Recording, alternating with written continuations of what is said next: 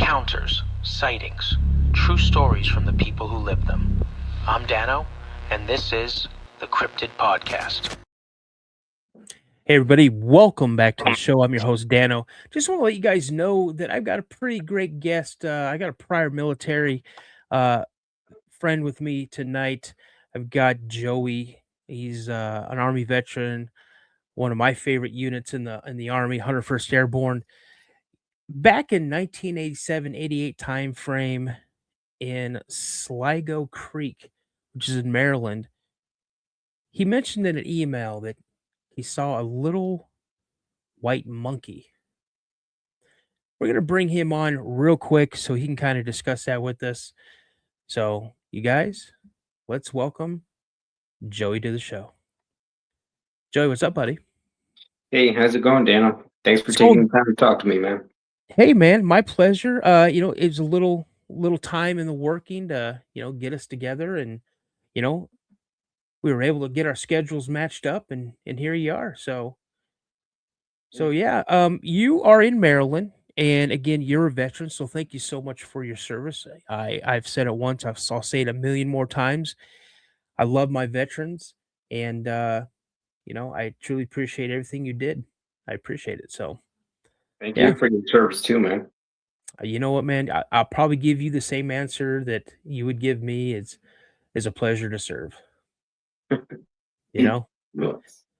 enjoyed every minute I was in, man. I did. I had some bad times, but you know what? Even those bad times, I absolutely loved. Literally every second I was in the military, I loved it. So It's definitely a very different life. So yeah. Absolutely. So let me ask you this question. I ask all my guests: what was it that kind of brought you to the dance? What kind of brought you into the whole subject of cryptids? What sparked that interest for you? Honestly, for me as a little kid, we didn't have the internet or none of that stuff that we have nowadays available. It was just those little sales that would come to the schools and they would have little books. And I remember buying this one book one time about Bigfoot. And it just had different little stories about Bigfoot, which I thought at that point was just one animal out there on the West Coast. And that was it. It was just one guy out there on the West Coast, somehow living all those hundreds of years by himself. But that was basically what got me interested in it. And that wasn't until I was like 15, 16. I didn't, when I had my encounter or anything, I didn't even fathom the fact that I could have possibly seen one of these things. So it was really just reading about it that got me started. And then, life takes over and left it alone. And it wasn't until I was much, much older in my late 30s when I really started to listen to podcasts and start to figure out, wait a minute, this thing's everywhere. And then that's when everything kicked in and was like, is that what I saw? Yeah. So, and that's a common thing. That's a common reaction for a lot of people because, as you and I were talking before, I first told mine to Wes Germer on Sasquatch Chronicles. And then after that, things just started snowball effect, looking at more things, reading more reports, watching more videos, and realized, hey, I've seen that or heard that or experienced that. And, so here we are today. Yeah, I mean that's really what it was. Like you just said, it was like once I started listening to other people talking and about what they were talking about and how the experiences they had, and then I could just go like, check, I had that. Check, I had that.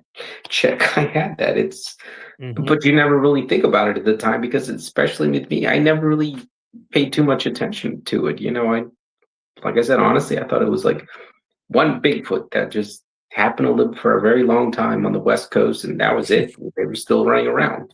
I never knew that these things were so prevalent. I never put any thought into the fact that there has to be some sort of breeding population to continue the whole thing. So, I mean, once I really got into it and thought about it and understood it, it shocked me, I guess I could say. All right. So, let's go ahead and get on into the story that involves Sligo Creek. And, I'll go ahead and I'll jump off camera. We'll let you take over and just kind of, like I said, it's just two guys, two veterans having a chat about encounters that you had, starting back when you were a kid up to as recent as 2025. And yeah, and if there's, anything that I wrote down that you want to cover but you didn't, I'll just kind of pop in and say, hey, you mentioned this. What's that about? And all you'll do is you'll hear my voice. You won't see me jump on camera. So, are you ready to take it away? Yes, sir. All right, so let's go. All right. So the whole thing started for me was I was one of those latchkey kids, and didn't always have the best home life. So what I would do a lot was take off into the woods, and I really enjoyed it. I was always I always felt at peace being in the woods. I saw a lot of foxes. I saw coyotes. I saw deer. Saw some bobcats. I mean, to me, the woods were the place where I could find my peace. So what I would do is I would go out there and just do some hiking, looking for tracks. I learned about how to track animals and game trails and that sort of stuff. I used to wade through the creek looking for turtles and snakes or water snakes, anything, right? And this one particular day, I was going through the creek and, I was just taking my time because I'm looking for crayfish or anything that might be in the creek. And I heard some noise behind me on a tree, on the bark of a tree specifically. And that's when I stopped. I turned around and I started looking for what had actually made the noise. Now, I saw it immediately because on the green and brown background of the trees and the vegetation, there was a little white monkey. And it was coming down the hill, down the tree head first. It was coming down head first. And it had stopped and it was actually looking at me. So when I turned around and found it, we actually made eye contact and we were just staring at each other. And I can't tell you how long we stared at each other, 5-10 seconds, maybe. But I looked at him and at it, I guess, I don't know what it was. I looked at it and it really was, I couldn't really comprehend what I was seeing, I guess, as a little kid. But I understood enough that it looked to me like it was a little chimp. And after a few seconds of us looking at each other, it just went around the tree. So I started to walk out of the creek back towards the tree. I come out of the creek, I come up to the tree where I saw it, and I went all the way around the tree, but I didn't see it again.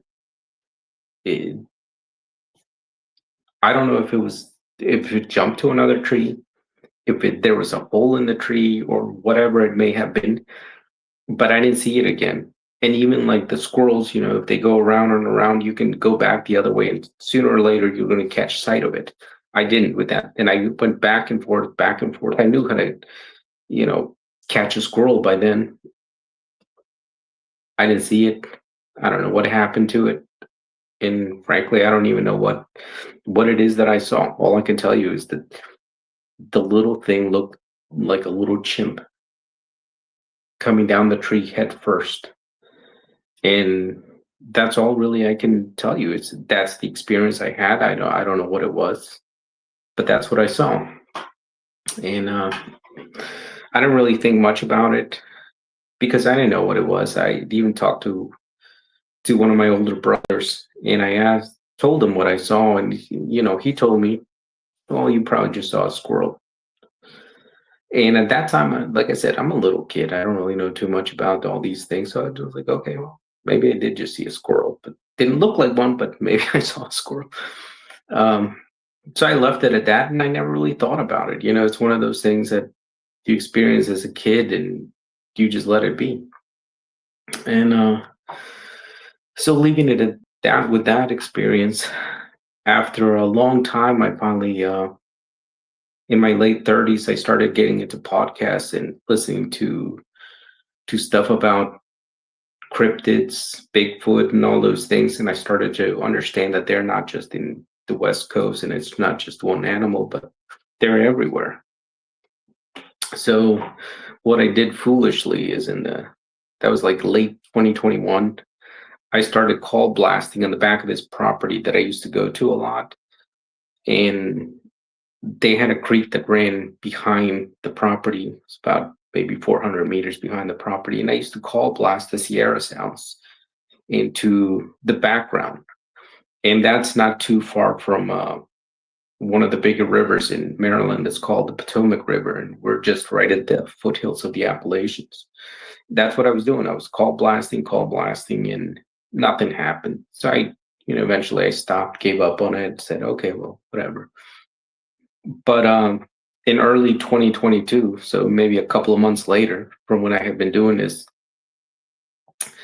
I get up very early for work because of the nature of my work. And I was taking my dogs out after they had eaten. And there were doggy doors there, but, just because they're my dogs. So I would take them out, and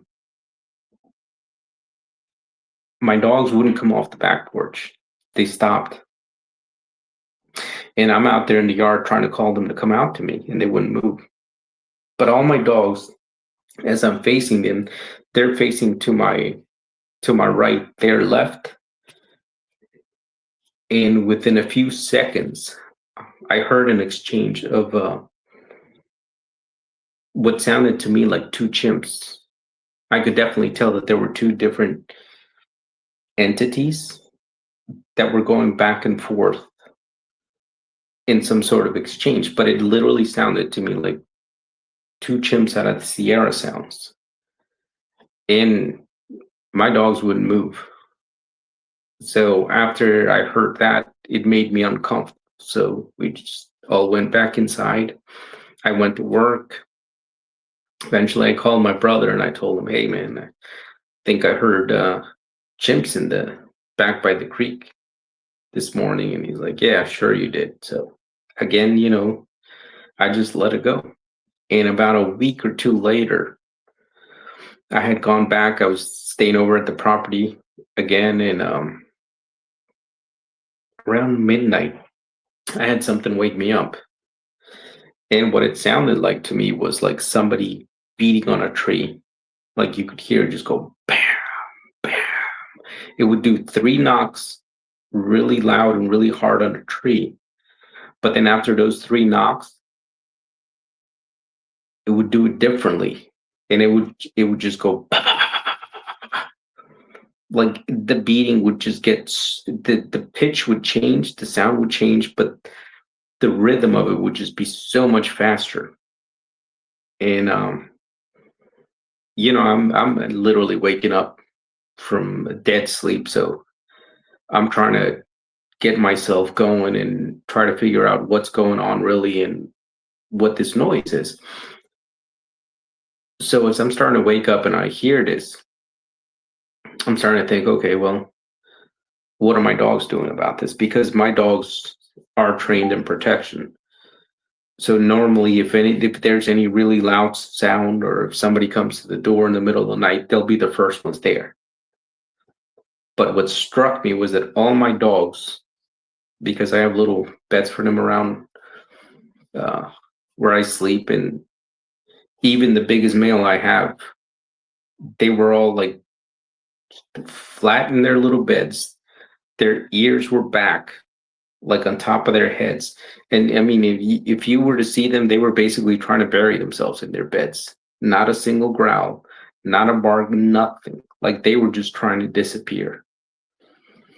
And this thing is still making sounds outside.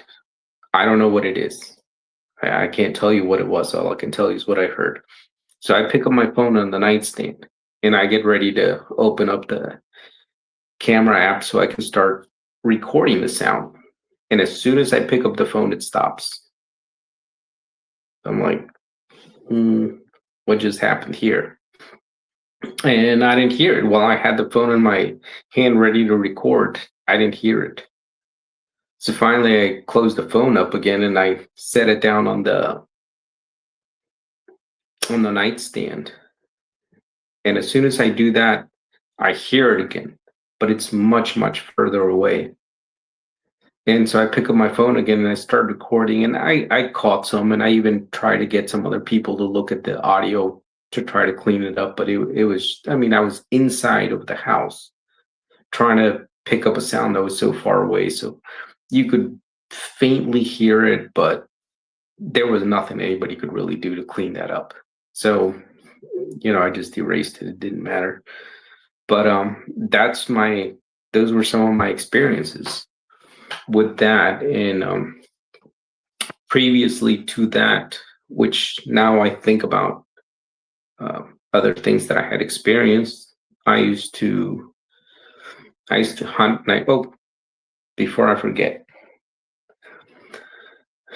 the one thing that struck me when that thing was beaten, well, again, I don't know what was outside, when I was hearing the noise, that after I looked at all my dogs and everything else, the one thing that happened to me is all my hair stood up. Like this,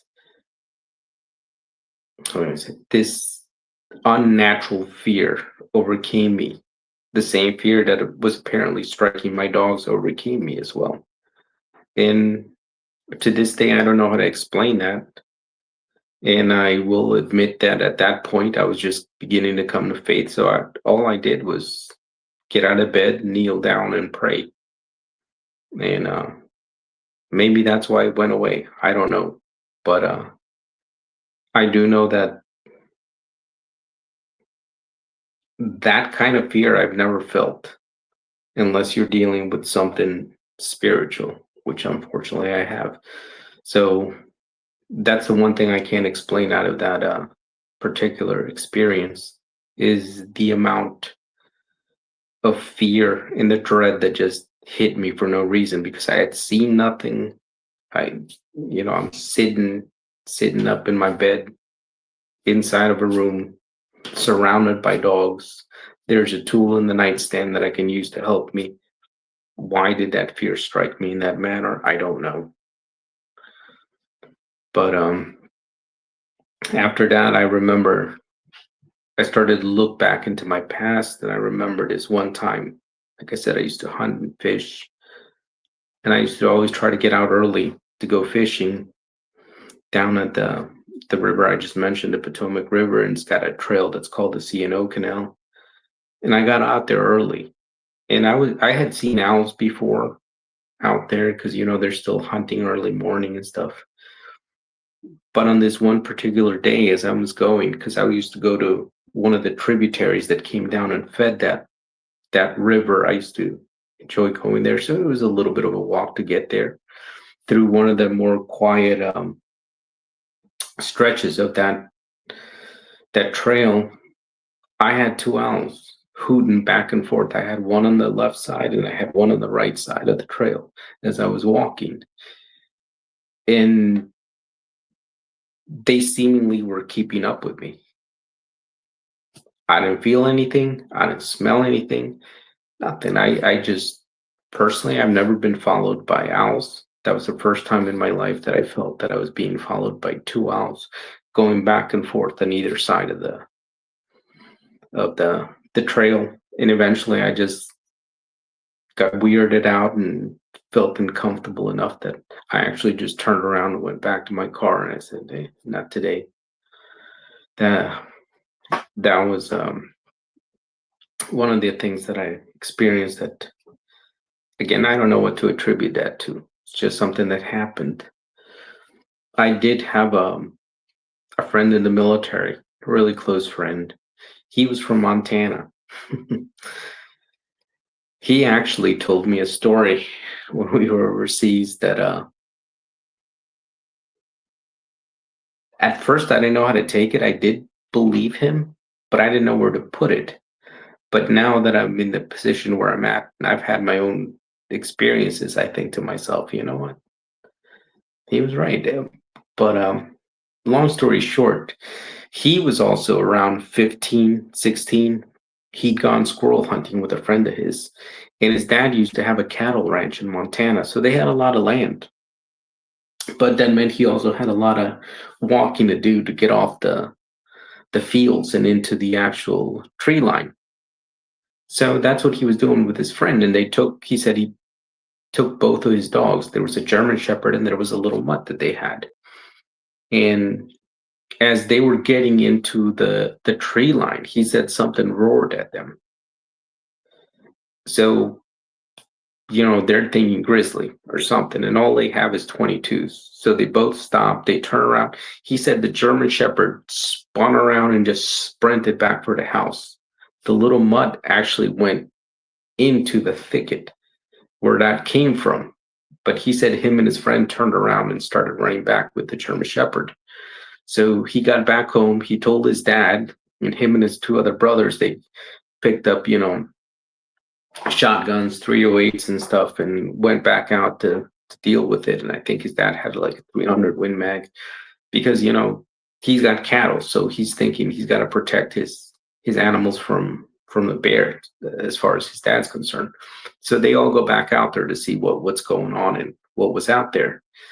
And at the same time, they're also looking for the dog, their little mutt. He said the German Shepherd refused to leave the house. It went into the house and it wasn't coming out. So they went back out there. Now they're looking for their other dog. And he said they found the dog was up in the nook of a tree. But when they were able to get it down, he said it looked like,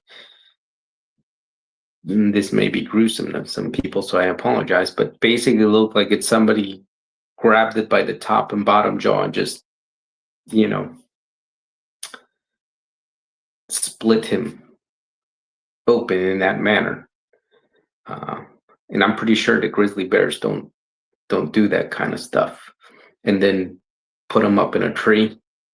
So he told me, he was a firm believer that had to be a Sasquatch, is what he told me.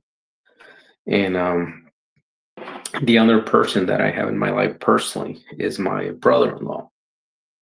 He's originally from Michigan. Because of his military service, he's moved around, and at one point he was stationed here in Maryland as well, at Aberdeen. And he used to do a lot of hunting up here too, kind of just short of the PA line. And he said he was up there. Well, he didn't tell me. My sister told me, because he's the kind of guy that doesn't really talk too much about this kind of stuff. But what happened one day is he was sitting up in his tree stand with his rifle, and he said something started to growl behind him and eventually started to break trees behind him. And he said the growl got so loud and so harsh that he could actually feel it like through his body. So that's when he got down. But the way he had gotten there, he would have to go back into the woods to be able to get to his truck. And he wasn't willing to go into the woods with whatever was behind him. So he actually called my sister. He walked out into the cornfield he was overlooking, walked down to the nearest road that he could find there, asked my sister to pick him up. And she went and picked him up, and she said she's never seen that man scared. And she said that day that guy was scared. Something scared him out of the woods that day. And he even went as far as actually reporting it to the game wardens. And they actually told him that there had been other hunters in that area that had reported similar things, but they basically said, well, it's probably just poachers trying to scare you guys out so they can keep all the deer. That's what the official line that they were told. So that's some of the stuff that I have that I think might be Sasquatch related. And there's one last incident that I do want to touch on, because I still don't know what this is. Last summer, late summer, towards the end of summer, just getting into the fall, I I go up to northeastern Maryland a lot to help with my mom. So I was leaving there, and I was doing a night shift. So I was leaving. So it was the afternoon. It was 3 in the afternoon. Bright sunny day. I'm gonna go right at a stop sign, but of course I look left and right. I look left, and I see something crossing the road, a couple 100 yards up from me, and it was a canine. It was a canine, but it caught my attention because I do a lot of work with rescues. So I worked a lot with German Shepherds, Cane Corsos, some Great Pyrenees, some Great Danes. I know what a big dog looks like. I know what a big dog looks like at a certain distance. And what caught me about this dog in particular, was the tail. The way the tail was so bushy. And I had previously heard somebody talking about a tail that they had described exactly as what I saw on a previous podcast for somebody else. And they were talking about actually having seen a Dogman. But for me, it was just the tail that caught my attention. I didn't really think about it because it was a dog on all fours going across the road. Now, I did not see the head. I saw from the shoulders back is all I saw. But it kept nagging at me and nagging at me. So I really started to think, why is this bothering me? So what it was is, to me, it seemed a lot bigger than what a dog should be at that distance. So I really started to think about it. I went up there. I measured the road, which is 20 feet across, because it was just single lanes. I went home and I measured my own dog, 100-pound German Shepherd. At the shoulder, he's 24 inches. Without the head, from shoulder to the back, he's 30 inches. And he's actually a pretty decent sized dog. But the dog I saw was taking up almost half the lane. And half the lane, if it's 10 feet, and this dog without the head or tail is taking up almost half the lane, you're putting a canine somewhere around 6, 7 feet, 8 feet in length. And at that distance, that dog was easily at least twice the height of my dog. I don't know that many dogs that are that tall, because you're putting it down right around 4 feet. And that's, I would say that's a conservative estimate on what the size of the dog was. Again, I don't know what I saw. I just happened to see a very unusually large canine crossing the road, and that's why it stuck with me. And once I did all the figuring out and all the measurements and everything, I realized that there's no way in heck that,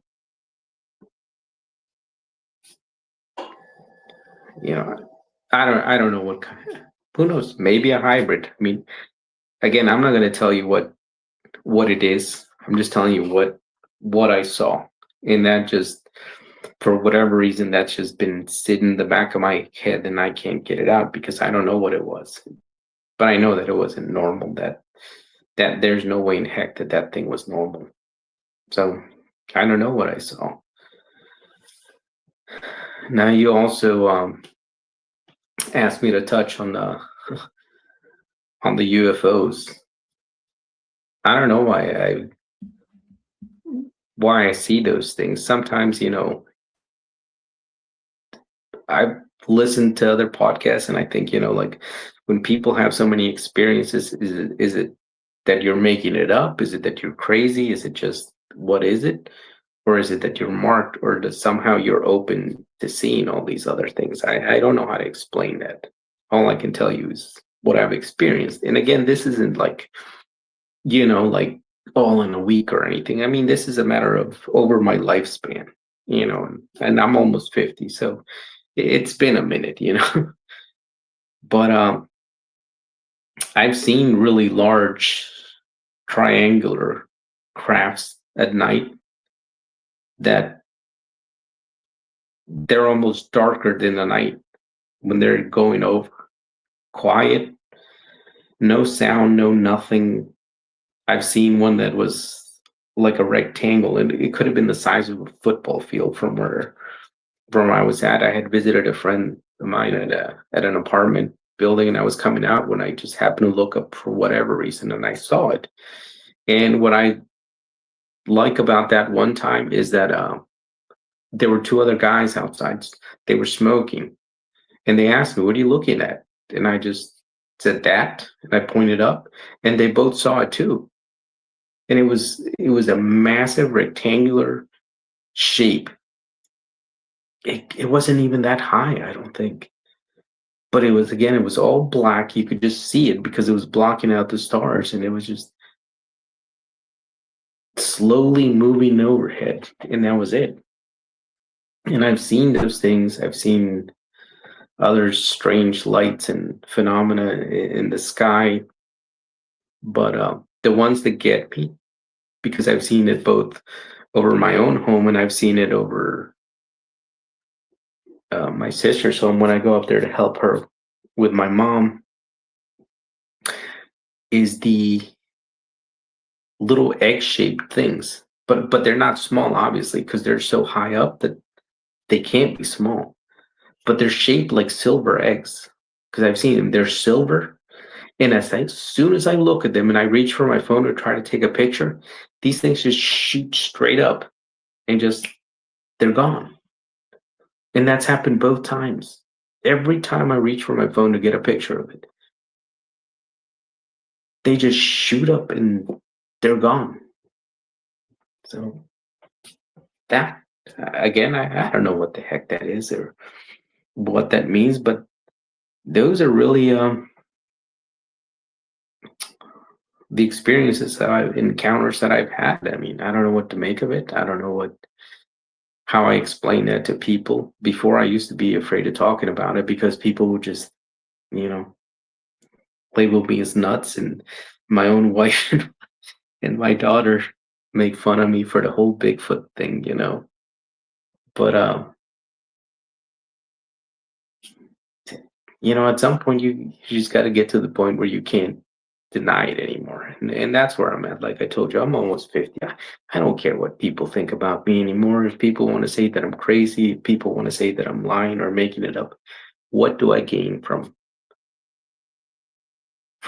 telling anybody any of this stuff? I don't gain anything. If anything, I might have somebody make fun of me. I don't gain absolutely anything from telling people any of this stuff, but it's real. And I think that we need to make it a thing where it's not such a taboo subject, because not all of us are lying. I mean, even if some of us are lying, not everybody's lying. We've seen something, we've experienced something, and I think people they try to rationalize everything away, but you can't rationalize everything. There are still mysteries in this world that we don't know and we don't understand, and insulting people and trying to make it go away doesn't change the fact that we're encountering something out there that we can't explain.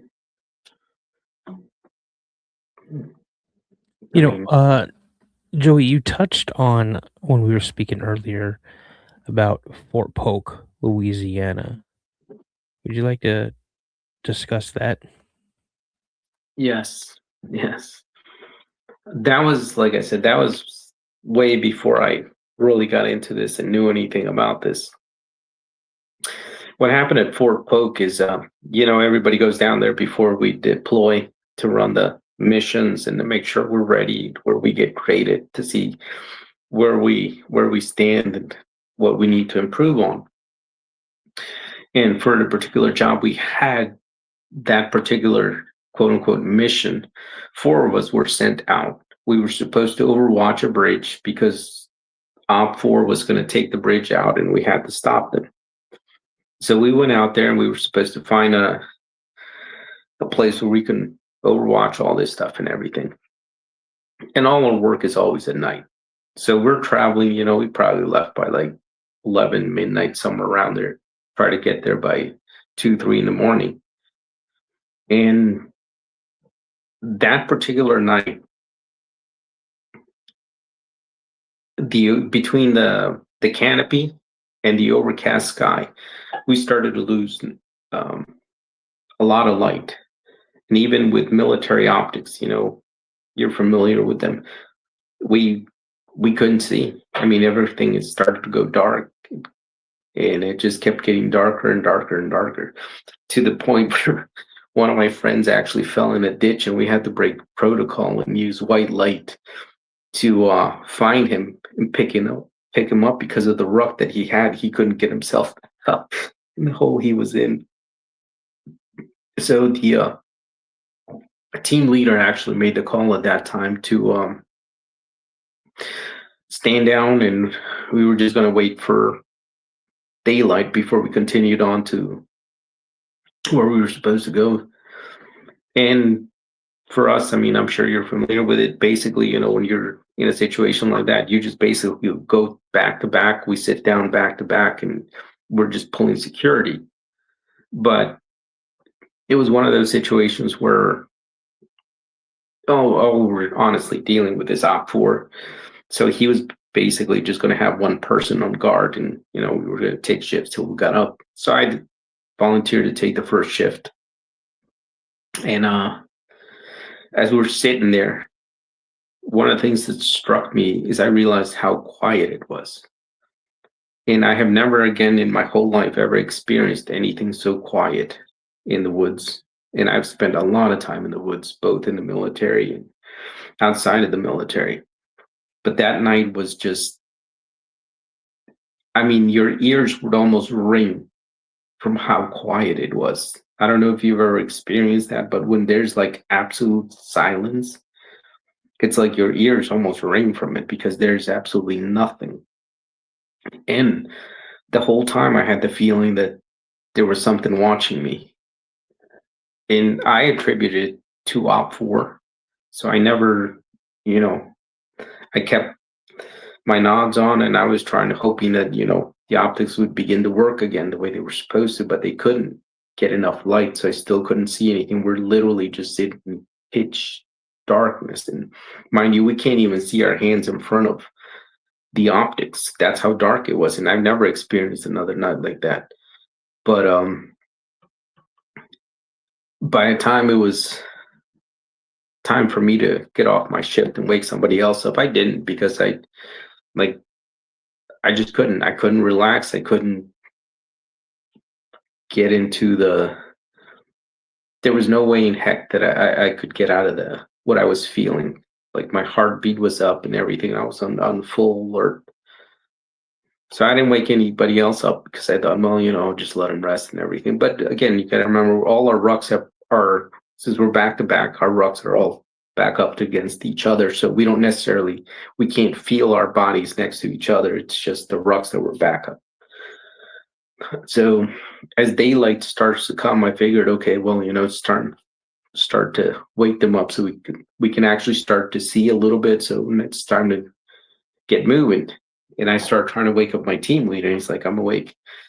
And the point being is, all 4 of us were awake.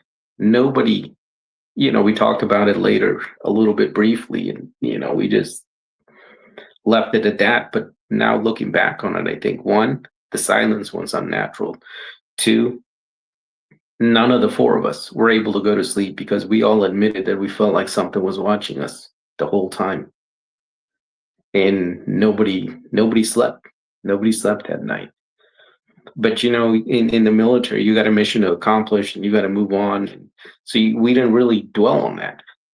But again, hindsight being 2020, it's like, that's not normal. And I have no idea what, for 4 men that are trained the way we were trained, telling us that there's something watching us, I don't think we can just blow that off and say, well, it's just your imagination, or you were just scared of the dark. It doesn't work that way, and that's what happened down there. I've heard a lot of stories about Fort Polk since then, and about things that people see down there and experience down there. But I didn't know any of that at that time, and I didn't believe in any of that. I guess I could say sadly at that time, but I didn't see anything. We didn't see anything, but now that still to me remains one of the strangest nights I've ever spent in the woods. Do you have any questions about anything? Brother, I got a whole bunch. I mean, look at this. Front and back, brother. Okay. So, real quick, I wanted to do just a real quick search. I was looking on my phone to see um I man, I just don't want to talk about this about so yeah, there are a lot of reports. Um now were your training was it in the is it Kisatachi National Forest? Is that where you guys' training was? Around that area? I believe so. Where they have the whole back 40 for Fort Polk. Yeah, They brother. have what they call the witch. What is it? The witch triangle, the witch squares. They have something about a witch back there. Now I know Well, that. Now I didn't then. But what I'm looking at here, man, is here are some of the things that have been reported by soldiers, what they've seen possibly in the area that you were at. Okay. This one really freaks me out. This one has been reported by multiple military personnel having reported seeing enormous spiders, sometimes described as having the body the size of a dinner plate, or a small terrier within Fort Polk Wildlife Management Area. In 2005, a soldier reported seeing a large hairy spider with shiny black eyes in the Fort Polk Wildlife Management Area. In 2020, another report described a similar creature, noting it was dark colored and seen in the vicinity of Alligator Lake Loop, with Sergeant witnessing a large hairy creature within 3 to 4 inch shiny black eyes moving on the embankment.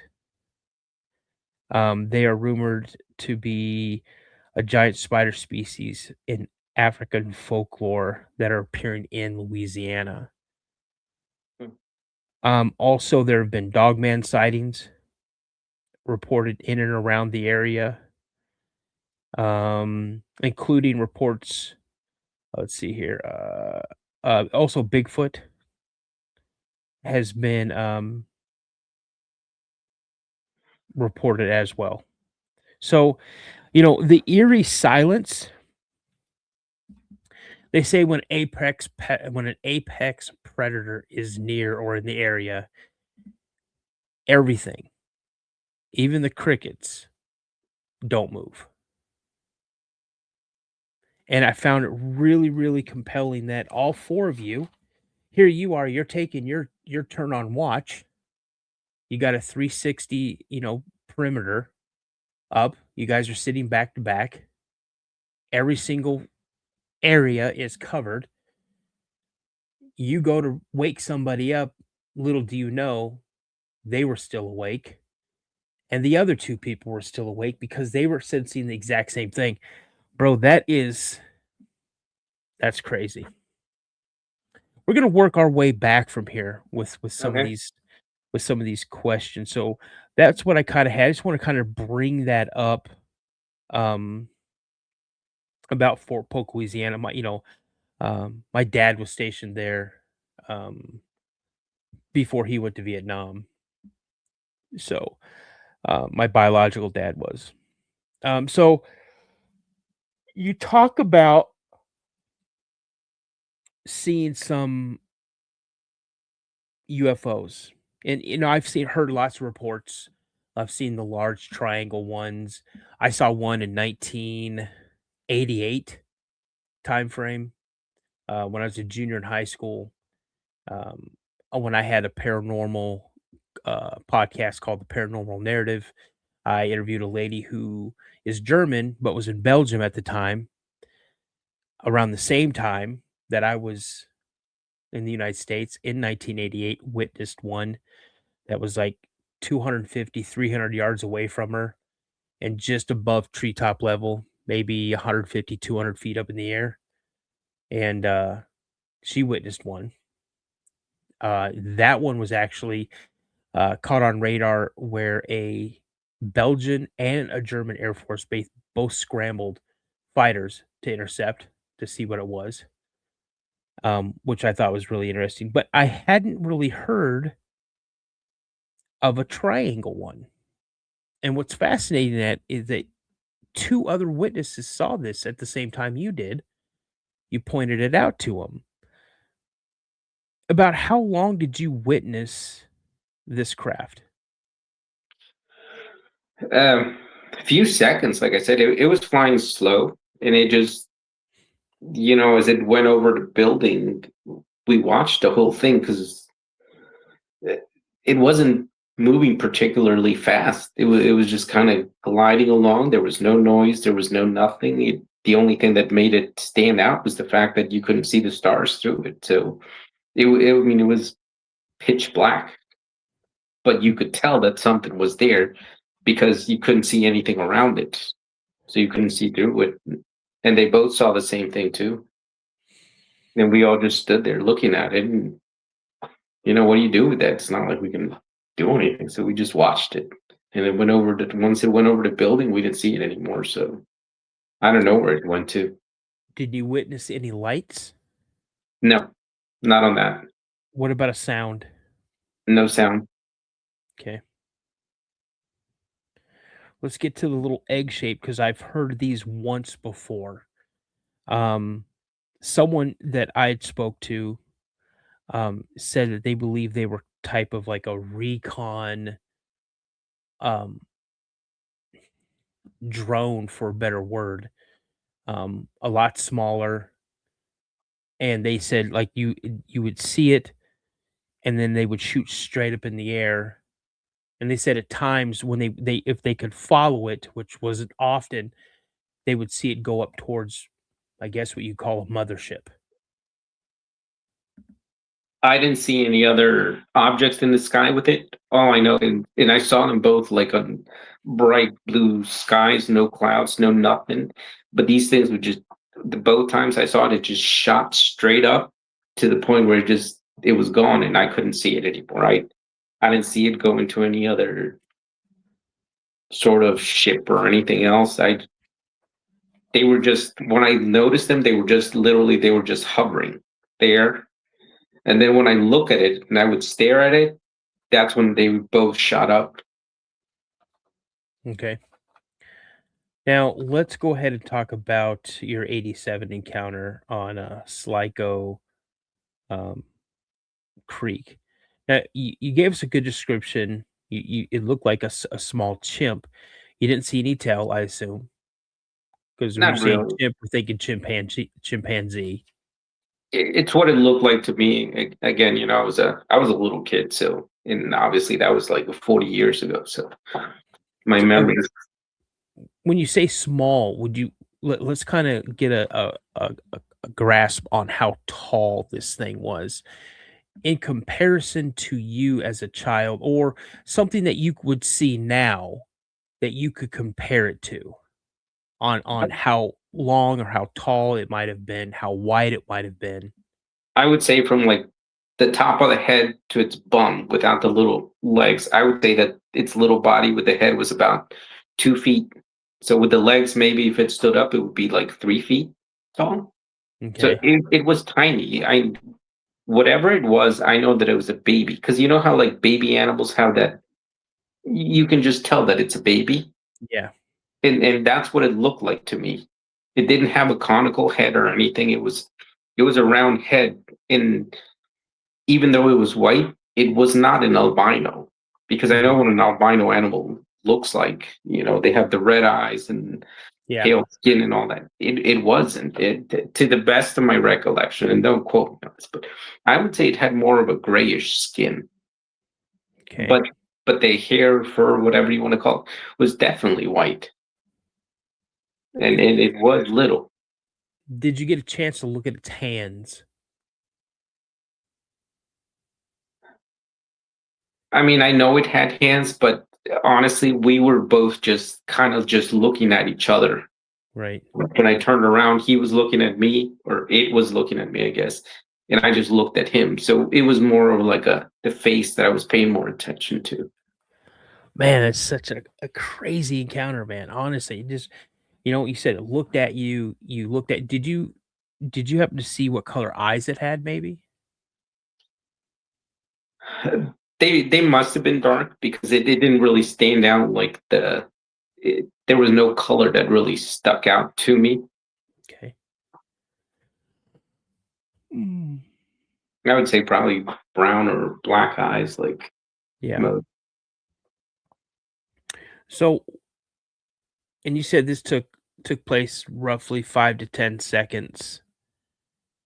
Yeah, And you said you walked up to the tree as it went around. You were kind of yeah. I was already coming out of the creek, walking towards it when it went around the tree, and I was hoping to get a better look at it. Is what my intention was. So that's why I was walking towards the tree. But once I got to the tree, and I mean, like I said, I went around it. It wasn't there anymore. Do you think it when it went around the back of the tree, it might have jumped off the tree and took off, or do you think it climbed higher up in the tree? Just a guesstimate. If we would have climbed higher up in the tree, I still think I would have seen it because, like I said, that he stood out, on a brown tree and green foliage around. Mhm. He stood out. There was no way that I would have missed him if he was still in that tree. He could have leapt off to another tree or come down the tree and left, but he must have been absolutely amazingly quick to do that because I was only about 150 feet away from the tree. Man, if you saw a juvenile,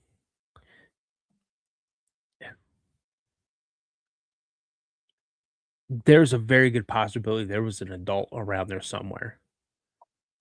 Man, and I think that the only reason why that didn't show itself is because you yourself were a kid. I've thought about that, and I've talked to other people about that myself, and then because people have asked me, but I didn't smell anything, I didn't feel anything, I didn't see anything else, and I didn't hear anything else. I always go back to it was like two little kids running into each other in the woods. That's all it Mhm. was. I mean, I was literally 12 years old. You're still a little kid, Mhm. and obviously I was no threat to this little thing because he was high up in a tree where I couldn't get to him, and then obviously it was no threat to me. So I Yeah. I've thought about that before. If there was a mom or a dad around, or if he was just hanging out until they came back and we just ran into each other. But I can't claim that there was anything else around or any other presence that I felt. Right. So I found it very, very interesting that, you were on this trail and you started hearing these owls hooting on either side of the trail. And we know that Bigfoot, they're mimics. They love to use or mimic other animals to try to communicate with each other or try to throw you off of something. Um, Outside of hearing the hoots, did they sound? Because, like you said, you've been out early in the morning, you've seen owls because they're still out hunting because 'cause they're nocturnal. Um, did they sound like a normal owl, or was there something off with the hooting? I've heard people say that sometimes at the end of the hoot that they'll kind of mess it up, but honestly, not. I couldn't tell. They sounded to me like a normal owl.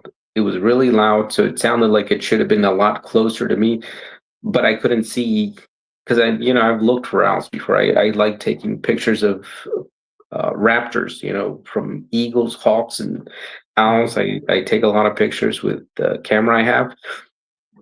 I didn't see anything, and in my humble opinion, I feel like I should have been able to see them from Yeah. how close they sounded, but I didn't see anything. All I could do was hear them. Now, you say that you work with rescue dogs and you have your own dogs, your German Shepherds as well. So, you know, that leads me to believe that you're very, very aware of the animals' body language, their actions, how they react to certain situations, to certain sounds, to certain senses. And you've mentioned, you had your dogs, so your German Shepherds with you. Um,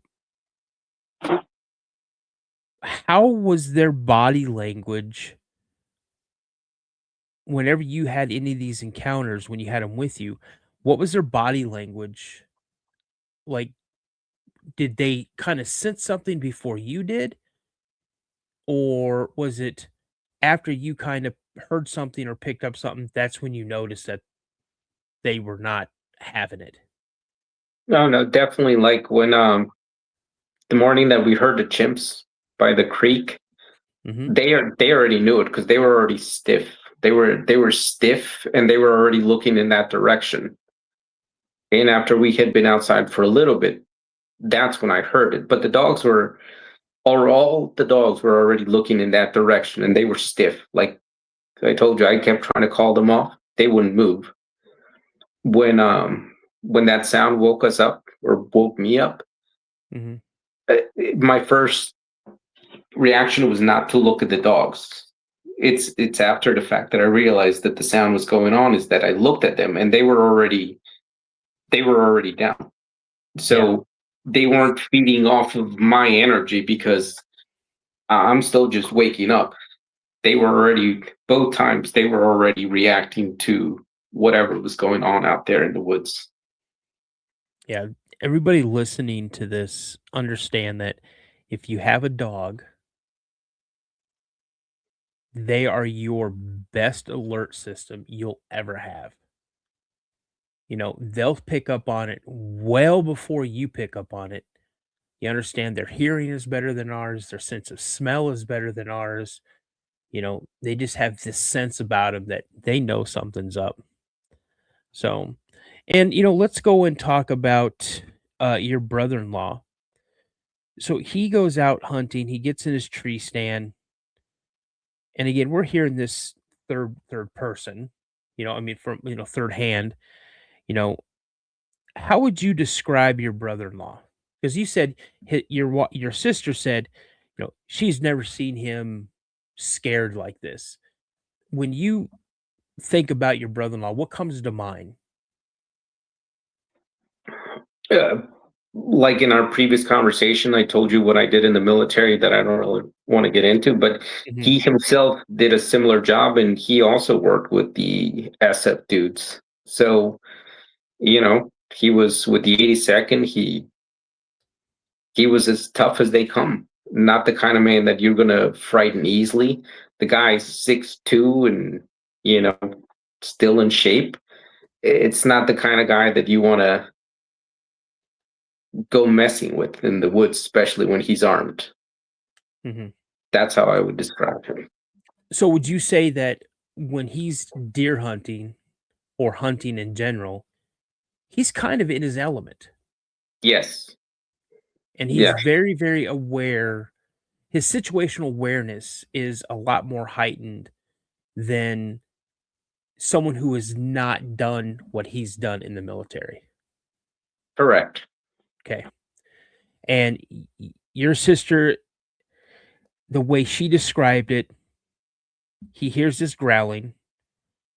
It was going on so much that he actually felt it in his chest. It unnerved him enough for him to get out of his stand and instead going towards his truck, because this thing was between him and his truck, he walked out into a cornfield to the nearest road, Mhm. and waited for his wife. And I assume he was standing in the middle of the road Probably. waiting for his wife to come and pick him up. And she said she saw her husband in a light that she had never seen him before. Correct. What was his follow-up actions? Meaning, has he gone back out in the woods? Has he gone to that area again? Or has he just said, you know what? I'm done with it all. They've actually moved back to Michigan now. They both retired, so he went back to Michigan. He's got 100 acres, 180 acres up there that he uses for hunting. He's one of those guys that if you don't talk about it, then you don't have to acknowledge that it ever happened. Hmm. That's kind of his philosophy because we've talked about it. He actually even captured an orb on his game cam before up there in Michigan. He sent me the pictures and everything, but he still won't actually acknowledge having a conversation about any of the weird stuff that he sees in the woods. He just acknowledges it, there it is, and doesn't think about it anymore and leaves it there. Whereabouts in Michigan? UP, I can't remember the actual place that they're Yeah. at there. That's my favorite part of Michigan. I just drove through the UP yesterday. Really? Yeah, coming back from Michigan, I was down in Cadillac, Michigan, near the Manistee National Forest. I'll have to email you where they're at exactly, Yeah. but Yeah. yeah. Please do.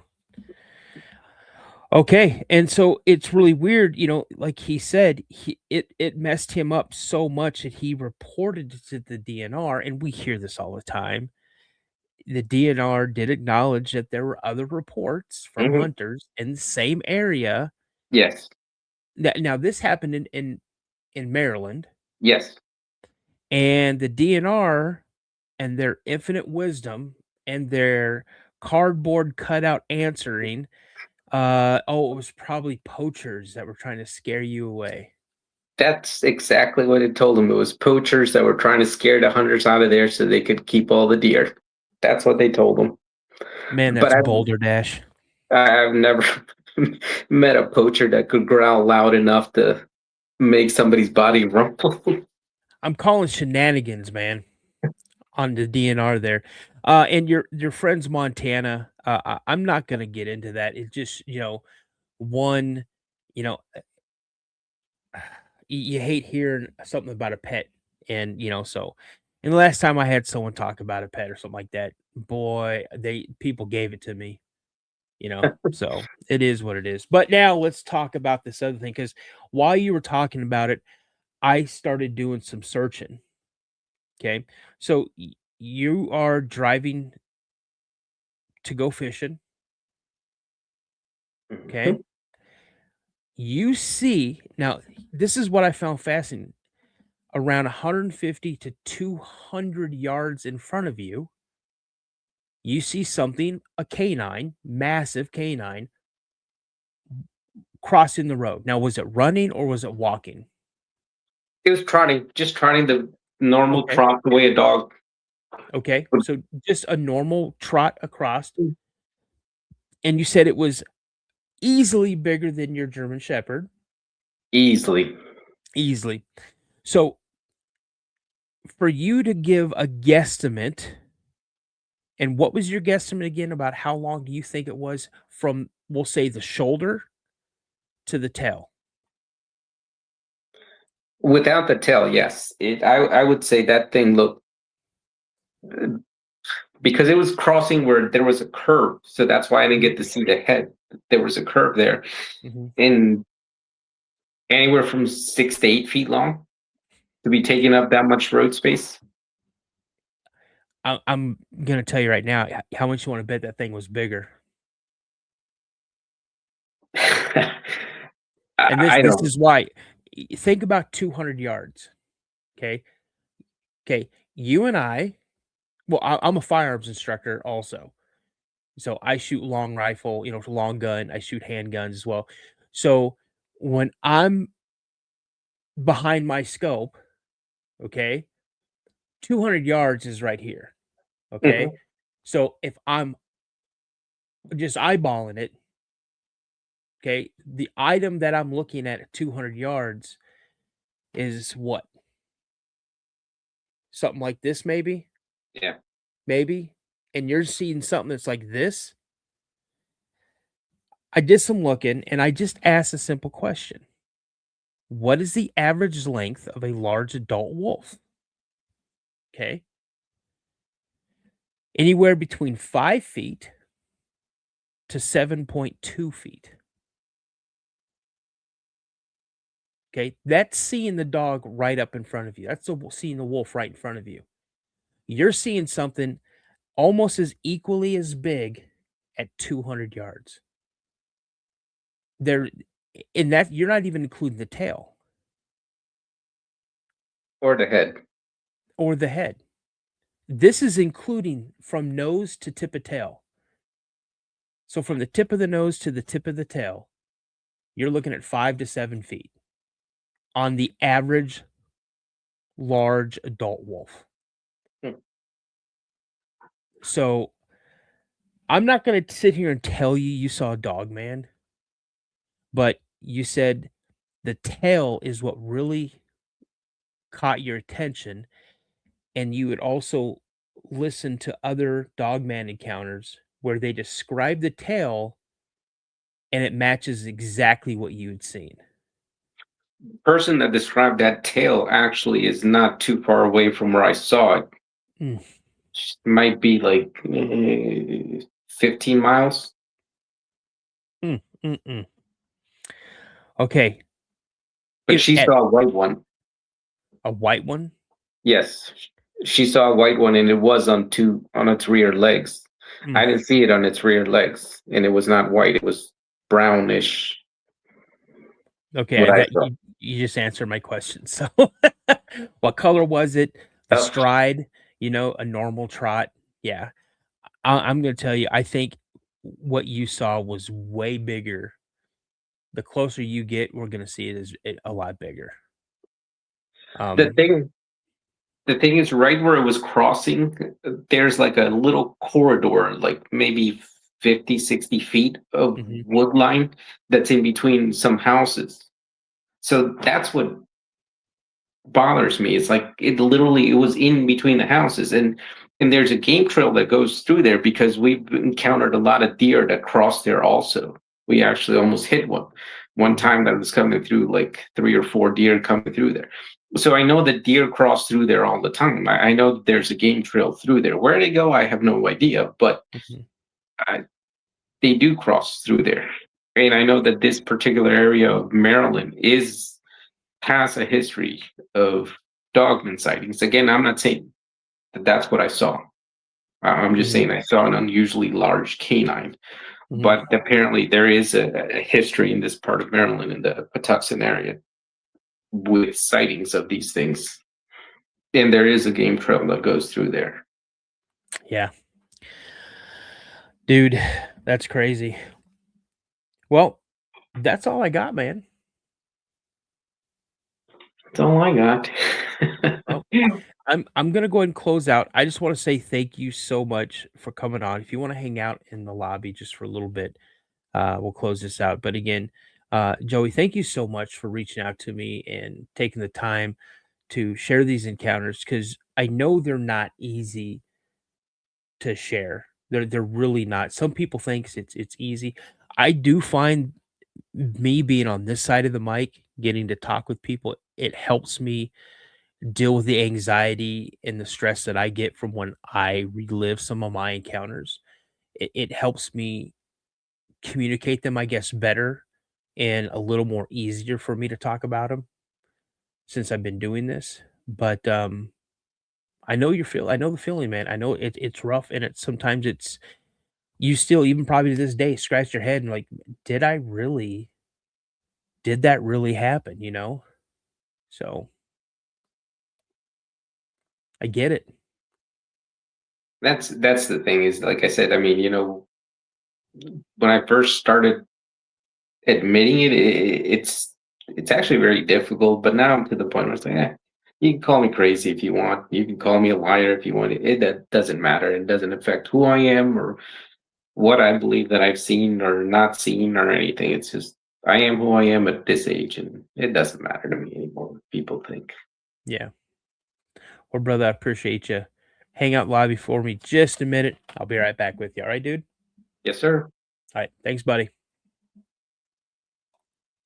You guys, that's the show for tonight, man. I'm just gonna say again, Joey, thank you for your service to our country. Thank you for the sacrifices that you've made, and tell your family thank you for the sacrifices that they made while you were in, active duty in the military.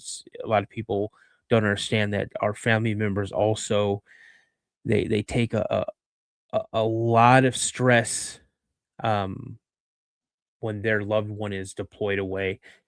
So we got to give them thanks as well. But you guys, from I want to say a juvenile Bigfoot coming down a tree like a squirrel to a massive, massive possible Dogman.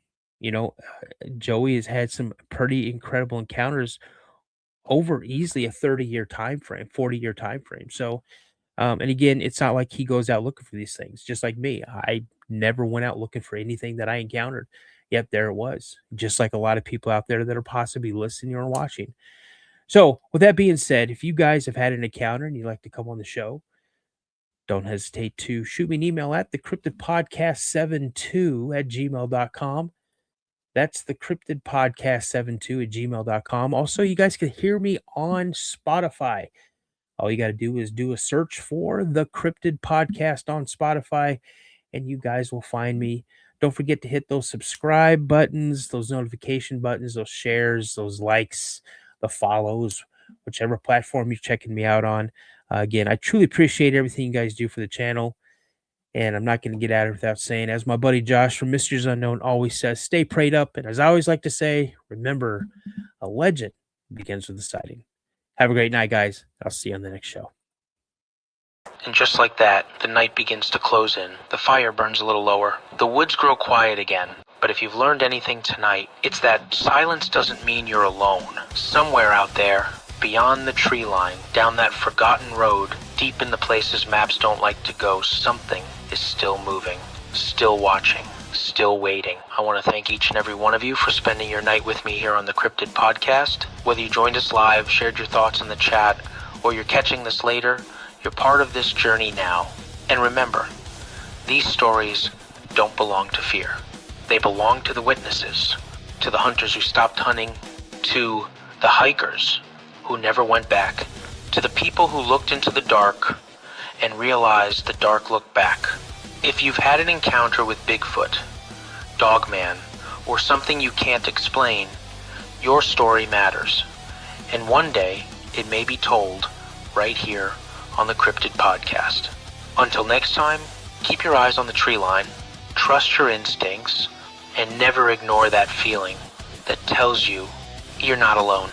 I'm Dano, and this is the Cryptid Podcast. Good night, everyone.